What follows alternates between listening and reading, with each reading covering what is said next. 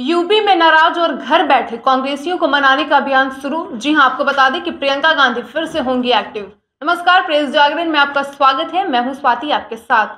उत्तर प्रदेश की सियासत में कांग्रेस महासचिव प्रियंका गांधी एक बार फिर से मिशन 2024 के लिए सक्रिय होंगी। जी हां, प्रियंका गांधी के दौरे से पहले सूबे में नाराज और हाशिए पर पड़े पुराने कांग्रेसियों को मनाने और फिर से उन्हें एक्टिव करने का काम शुरू हो गया है। कांग्रेस प्रदेश अध्यक्ष बृजलाल खाबरी ने पार्टी के रूठे नेताओं के गिले शिकवे को दूर करने के लिए चरणबद्ध तरीके से कार्यक्रम बनाया है, जिसका आगाज बीते सोमवार को ही कानपुर से किया गया है।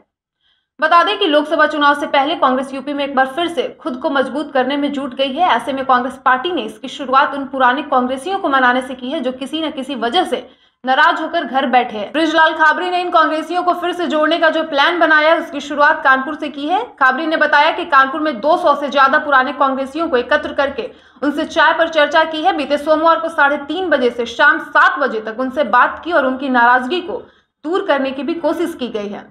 बता दें कि बृजलाल खाबरी ने एक न्यूज चैनल से बातचीत में कहा, कांग्रेस को उत्तर प्रदेश में मजबूत बनाने के लिए उनके सुझाव के लिए अभियान शुरू किया गया है। कानपुर की तरह बाराबंकी, रायबरेली और सूबे के अन्य जनपदों में भी पुराने कांग्रेसियों के साथ बैठक की जाएगी। उन्होंने कहा कि पुराने कांग्रेसियों के पास संगठन और चुनाव लड़ने की रणनीति बनाने का खासा अनुभव है। संगठन की मजबूती के लिए भी उनका साथ बहुत जरूरी है। सबकी अपनी शिकायतें हैं, नाराजगी है। हर पुराने कांग्रेसी के पास कहने को कुछ न कुछ है। ऐसे में हम उनके साथ बैठकर उनके गिले शिकवे को दूर करने की पहल की है। कांग्रेस के प्रदेश अध्यक्ष ने आगे कहा कि पार्टी ने हाथ से हाथ जोड़ो अभियान शुरू किया। ऐसे में हम अपनी ही पार्टी के नेताओं के साथ शुरू कर रहे हैं जो किसी न किसी कारण से रूठे हैं या फिर नाराज होकर घर बैठ गए। उन्हें मनाकर और उनकी बातों को सुनकर पार्टी में फिर से सक्रिय करेंगे, क्योंकि उनकी शिकायत रही है कि उनके पास कोई नहीं आता है, उन्हें पार्टी में तवज्जो नहीं मिल रही है। ऐसे में कांग्रेस ने तय किया है कि हाथ से हाथ जोड़ो अभियान के तहत पार्टी के असंतोष नेताओं के साथ अलग से बैठक चाय पर चर्चा करेंगे। उन्होंने कहा कि नए लोगों को जोड़ने के साथ ही हम पुराने लोगों के मार्गदर्शन में 2024 के चुनाव में पूरी ताकत से उतरेंगे। तो वहीं 2022 के विधानसभा चुनाव में मिली हार के बाद से कांग्रेस महासचिव प्रियंका गांधी यूपी में खास एक्टिव नहीं है, लेकिन अब 2024 के लोकसभा चुनाव की बढ़ती तपिश को देखते हुए फिर से सक्रिय हो रही है। बृजलाल खाबरी ने बताया कि मार्च में प्रियंका गांधी लखनऊ का दौरा कर सकती हैं। उन्होंने कहा कि हाथ से हाथ जोड़ो अभियान के तहत देश के सभी राज्यों में महिला मोर्चा की रैली निकाली जानी है, जिसकी अगुवाई प्रियंका गांधी करेंगी।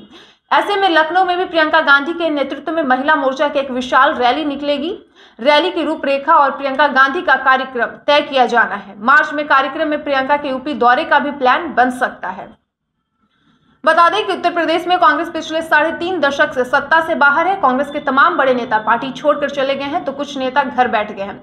प्रियंका गांधी 2019 के लोकसभा चुनाव से ठीक पहले यूपी की प्रभारी बनी थी, जिसके बाद उन्होंने सामाजिक संगठनों में काम करने वाले नेताओं को संगठन में खास तवज्जो दी थी। इसके चलते कांग्रेस के पुराने और दिग्गज नेता पार्टी में साइडलाइन हो गए थे, लेकिन कांग्रेसी विचारधारा के चलते उन्होंने किसी पार्टी में जाने के बजाय घर बैठ गए। कांग्रेस यूपी में अपने इतिहास में सबसे खराब स्थिति में खड़ी है, जहां उसके पास सिर्फ 2 विधायक और 1 सांसद हैं। पार्टी के पास न तो कोई एमएलसी है और न ही यूपी से कोई राज्यसभा सदस्य। कांग्रेस का वोट परसेंट भी घटकर 2.5% पर पहुंच गया है। अमेठी जैसी परंपरागत लोकसभा सीट कांग्रेस गंवा चुकी है और अब 2024 के चुनाव में कांग्रेस के सामने सूबे में अपने सियासी वजूद को बचाए रखने की चुनौती भी खड़ी हो गई है। तो नाराज और हाशिए पर पड़े पुराने कांग्रेसियों की याद आई है। ऐसे में उन्हें मनाने का अभियान भी शुरू किया गया है। वीडियो पसंद आया हो तो हमारे इस वीडियो को लाइक और शेयर करें। इसके साथ ही हमारे YouTube चैनल प्रेस जागरण को भी सब्सक्राइब करें। ऐसे ही तमाम खबरों के लिए प्रेस जागरण को देखते रहिए। धन्यवाद।